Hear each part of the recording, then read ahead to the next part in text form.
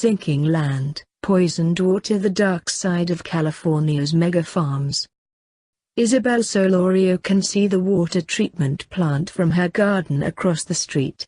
Built to filter out the arsenic in drinking water, it hasn't been active since 2007. It shut down 6 months after opening when the California town of N.W.O went into debt trying to keep up with maintenance costs. It's cruel to be living in a state that's so powerful, so rich, but we can't count on clean water, said Solorio, 51, sipping from a bottle amid her flowers and cactus collection. Towns across the Central Valley region of California have had tap water arsenic levels above the federal limit for almost 2 decades, levels that research suggests can raise the risk of a variety of cancers and lower IQ in children. During the same period, locals and scientists have noticed another odd phenomenon. The valley is sinking, at rates as fast as 25 centimeters a year. Now it seems that the two problems are connected. The 50,000 square kilometers of the Central Valley play an essential role in American life. Some 250 crops grow here, about 1/4 of the nation's food supply.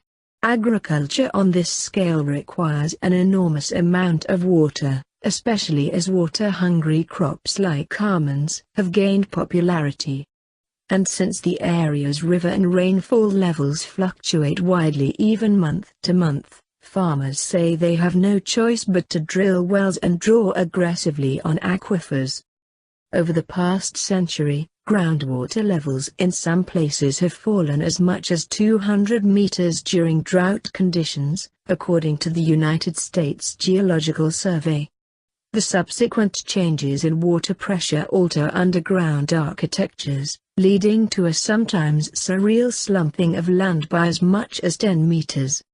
Around N.W.O, telephone poles tilt precariously as the land under them shifts, and once sturdy agricultural wells stand on spindly legs that were buried before the ground receded.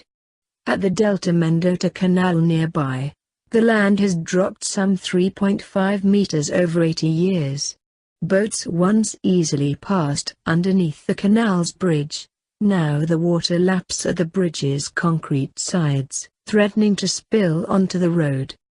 The same subsurface change in pressure can suck arsenic out of layers of clay and into groundwater, like a sponge being squeezed, said Dr. Scott Fendorf, a professor of earth science at Stanford University and a co-author of a new study on the subject. When we're overdrafting the aquifer, the two things happen simultaneously.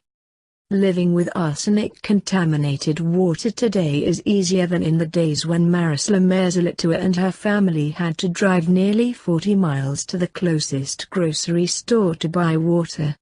Now, Merzalitua and her family receive 30 gallons of water a month from the state, delivered to their home in Kettleman City, not far from N.W.O. For 4 people, that's just barely enough, Merzalitua said, but the situation requires an unusual calculus that people with a steady supply of clean water never need to consider. Is boiling pasta safe in tap water, since the pasta will only briefly cook in the water? What about cooking beans that sit in water longer?